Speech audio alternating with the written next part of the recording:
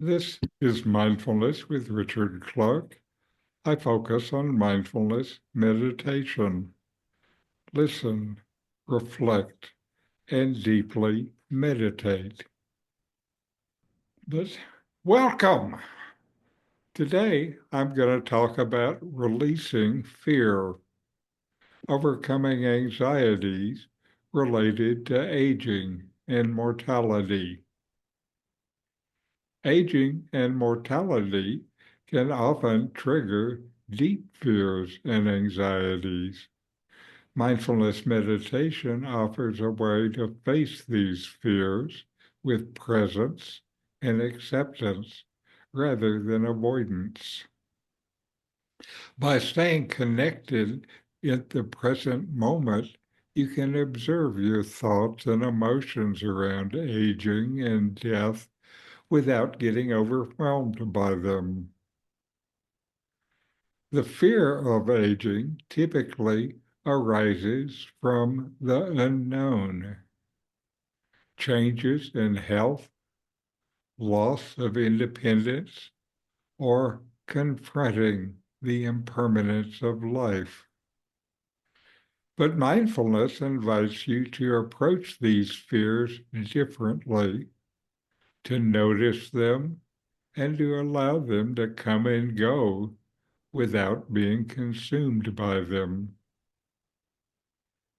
Mindfulness encourages a shift from fearing the future to living fully in the present.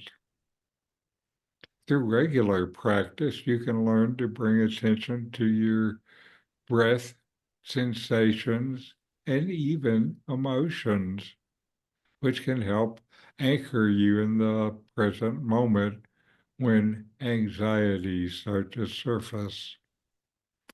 The key is recognizing while these fears may arise, they don't need to dominate your experience.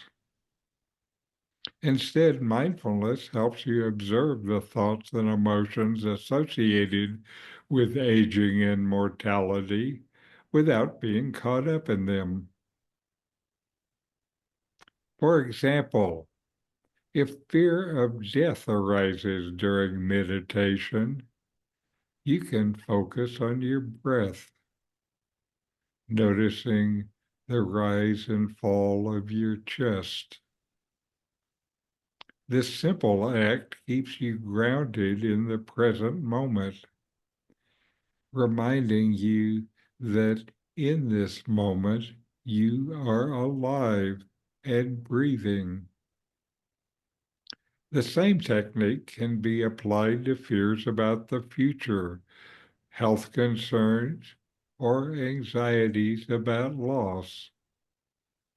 By giving your full attention to the present moment, you create a sense of peace amidst the uncertainty. Aging is inevitable, and mortality of the body is a universal truth. Mindfulness doesn't offer a way to escape these facts, but rather helps you meet them with grace. You can find freedom in accepting what cannot be changed and cultivating gratitude for the present. This acceptance opens up space for living more fully without the constant shadow of fear weighing you down. By incorporating mindfulness into your daily life, especially during moments where fears around aging or death arise, you build a sense of calm resilience. You learn to sit with discomfort, knowing that these fears are a natural part of the human experience. With practice, you may even come to view these fears not as obstacles, but as teachers. helping you to live more mindfully and appreciate each moment. So now we're going to have a guided meditation on releasing fear.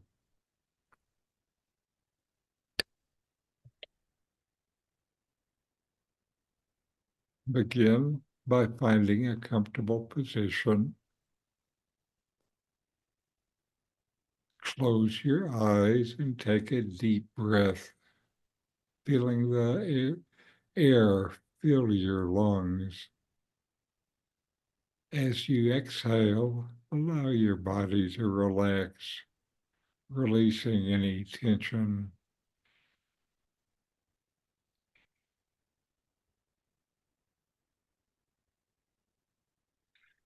Bring your attention to your breath. Feel your breath in and out.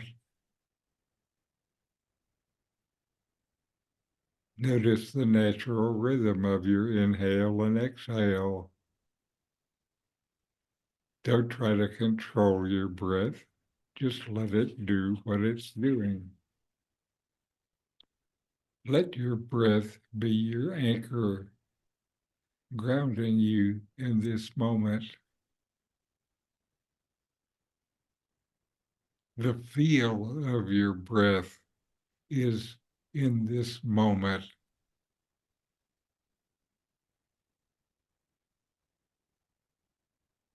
Now reflect on aging and death.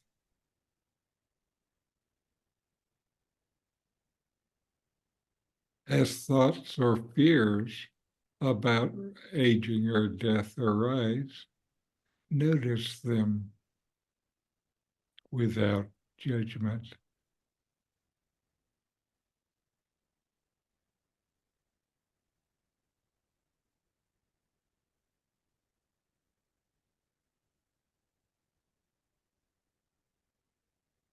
Let them come and go like clouds passing through the sky.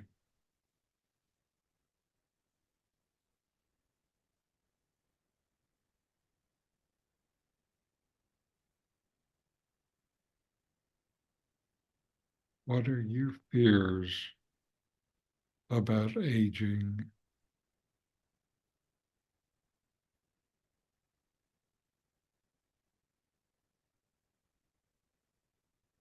Just notice them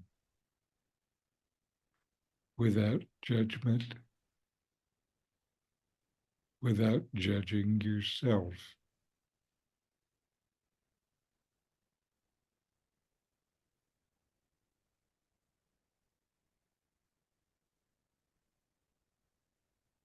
Let them come and go.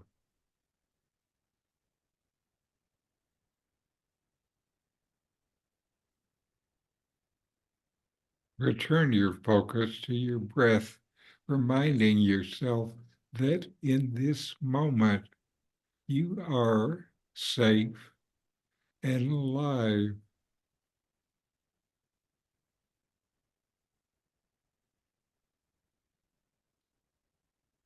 Rejoice in this liveness.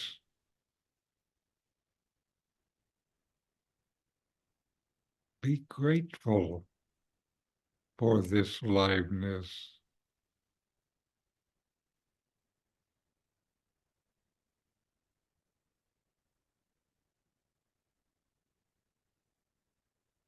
Now, gently bring your awareness to any sensations in your body,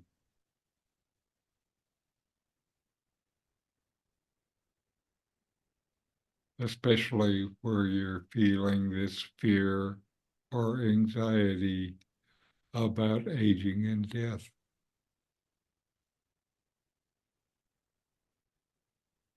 Are there areas where you feel tightness or discomfort? Simply notice these sensations. You don't need to fix them. Just allow yourself to be present with them. without trying to change anything.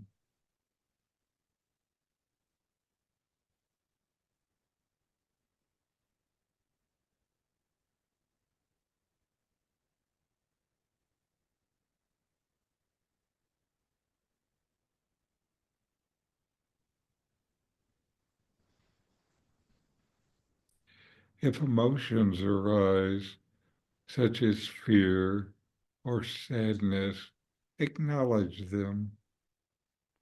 Let them be there without pushing them away or holding on to them.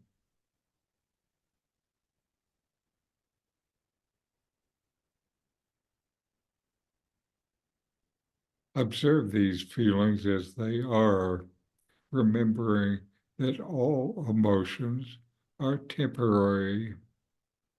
They come and go.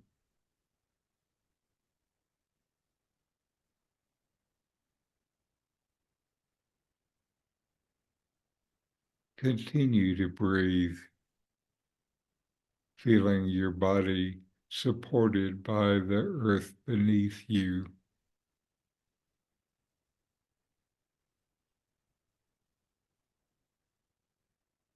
Each breath connects you to the present, where there is no need to fear what is yet to come. You are here now, and that is enough.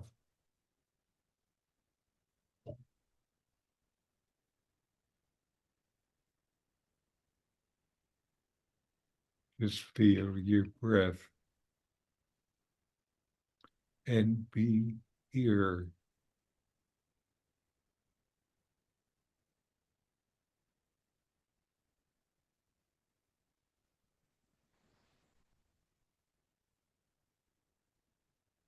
And now bring your awareness back to your surroundings. Wiggle your fingers and toes and gently open your eyes when you're ready.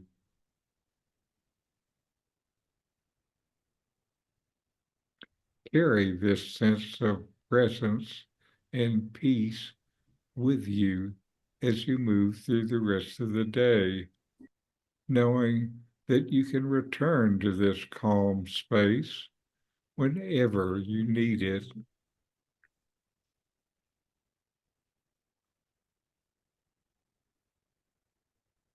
Uh, okay. Now, Joyce, how was your meditation last week? Ugh, sorry. Well, it was okay. I did a fair amount of traveling up to Seattle and Spokane, and I do find that if you try to focus on meditation while you're flying, that's helpful because I always find flying to be a very stressful activity. You never know what's going to happen. So while I was flying, I was able to do some meditation. Although once we got, to visiting relatives and friends, you're in an activity and there's really not a lot of time for meditation. So I would say mixed. Uh-huh. Now, when you're visiting with friends and relatives, it still is an opportunity for just this mindful listening.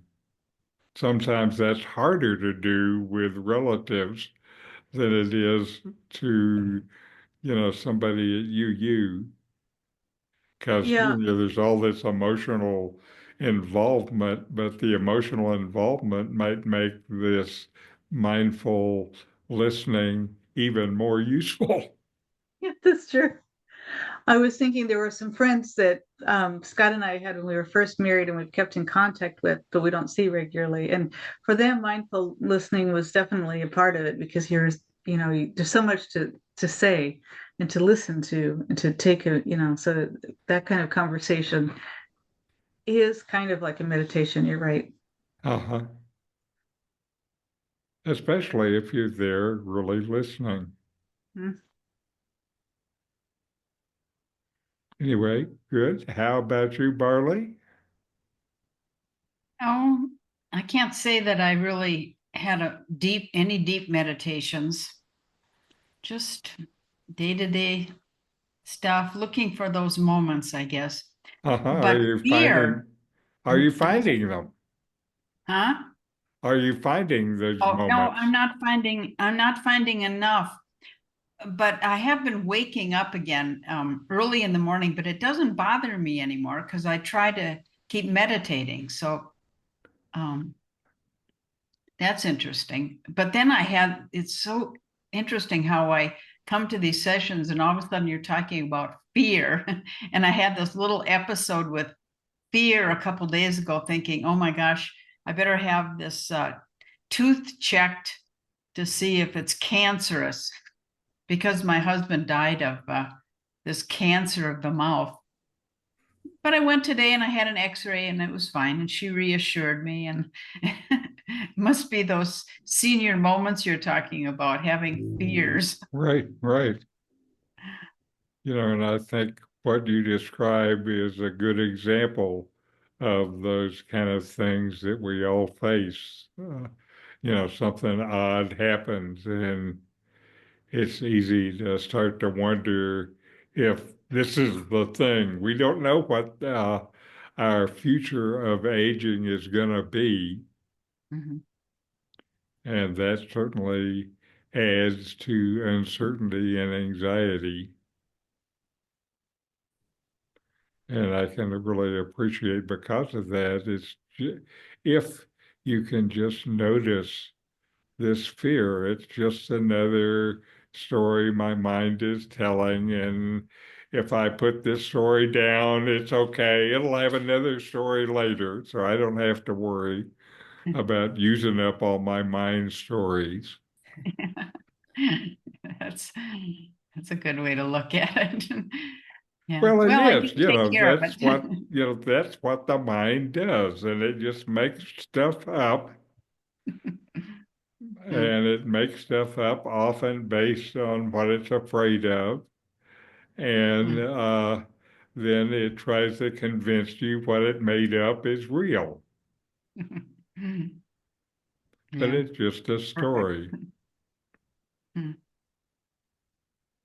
How about you, Carol? I was going to say that this guided meditation didn't really get to me because I feel like I don't fear death and I'm not fearful in general. But then what Barley just said is, yeah, if all of a sudden you think something's really wrong and you don't know what it is, that brings out the fear for sure. So Uh-huh. it's good to have that technique in your back pocket in that case. Uh-huh. Well, what I say is a lot of people act tough until they're faced by the reality, and until you're faced by the reality, you don't know how you're going to respond. Mm-hmm. And it's good. One of the things that is wonderful about something like mindfulness is it can give you a chance to kind of stop and gather yourself and calmly notice and reflect on what's going on before you react. We all have these mental conditioning reacting loops that they talk about them getting triggered. And when they're triggered, you're just stuck. You're going to do, what you stored away to do in the case of that. But mindfulness can break that cycle. It's just a matter of before you react, engage your awareness and just look at it and be calm. Anyway, so now we're going to have another short video on overcoming fear.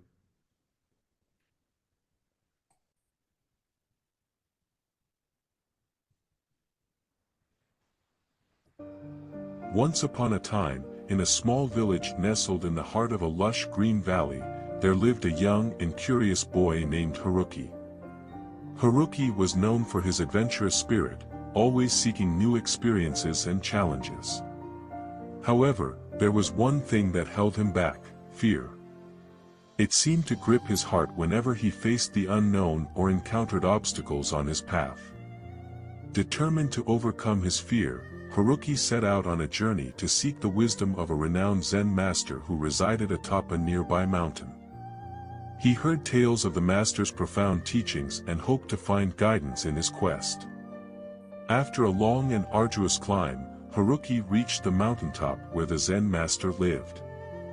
The master, a serene and elderly man with a gentle smile, welcomed Haruki into his humble abode. "I seek your wisdom, master," Haruki said, his voice trembling slightly. "I wish to overcome my fear." The master nodded knowingly and gestured for Haruki to sit beside him. "Fear, young one, is a natural part of life," he began. "It is not something to be conquered but understood. Tell me, what is it that frightens you?" Haruki hesitated for a moment before answering. "I fear the unknown, master. I fear failure and the judgment of others. I fear losing what I hold dear." The master listened attentively, his eyes filled with compassion. "Fear arises when we attach ourselves to the outcomes and expectations of life," he explained. "To overcome fear, one must learn to let go." Perplexed, Haruki questioned the master's words. "But how can one let go? Isn't it natural to desire certain outcomes?" The master smiled kindly and replied, "Indeed, it is natural to have desires and goals. However, it is the attachment to those desires that creates fear. When we hold tightly to expectations, we limit ourselves and allow fear to take hold." Haruki pondered the master's words, his young mind slowly beginning to grasp their deeper meaning. "So, master, how does one let go?" The master's eyes twinkled with wisdom. "Letting go requires trust, my young friend. Trust in yourself, trust in the process of life, and trust that everything happens as it should. Embrace the present moment and surrender to what is." As Haruki absorbed the master's teachings, he felt a newfound sense of clarity and determination. He realized that the only way to overcome fear was not to fight it, but to acknowledge its presence and choose a different path, to choose courage. The moral of this story is that fear is a natural part of life, but it should not hold us back from pursuing our dreams and embracing new experiences. Instead of trying to conquer fear, we should seek to understand it and learn from it. By letting go of attachment to outcomes and trusting in ourselves and the process of life, we can find the courage to face our fears and move forward with confidence. It is through facing fear that we discover our true potential and open ourselves up to growth and self-discovery.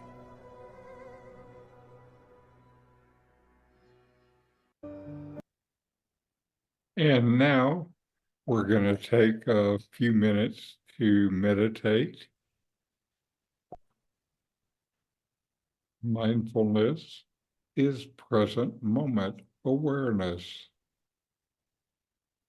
Paying attention on purpose in the present moment, non-judgmentally, fully receive whatever is experienced, then let it go.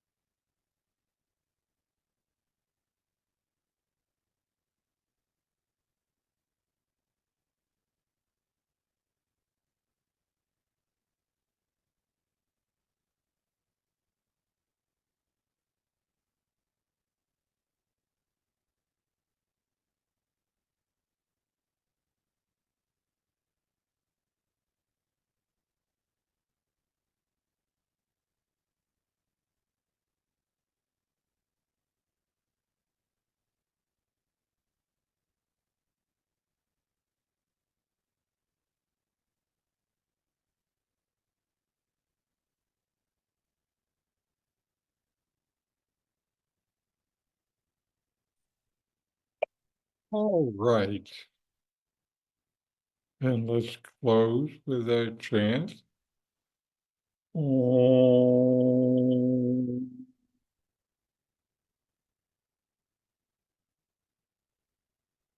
Shanti, Shanti, Shanti. Om. Peace, peace, peace.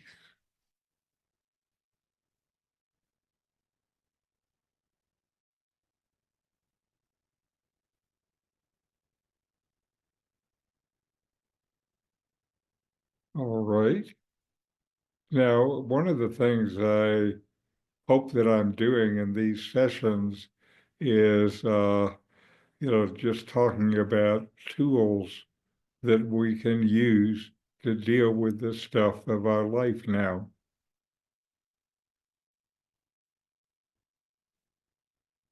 I do appreciate, I mean, the things that you talk about, are things that we relate to more than some of the, the young people doing videos on the internet with meditation. It's a different stage in your life when you're 25 versus Right. when you're Yes. Yes. And that is very much my focus. What are the issues that people like us face that mindfulness can be a tool to help us with?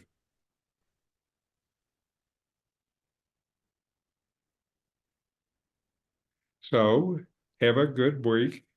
And I guess we may not see you, Joyce, as you're in transit forever. Yeah, next Thursday I'll probably be on the road, so probably won't be here, but in 2 weeks I should be home again. Okay, home again. Okay, after how many thousands of miles?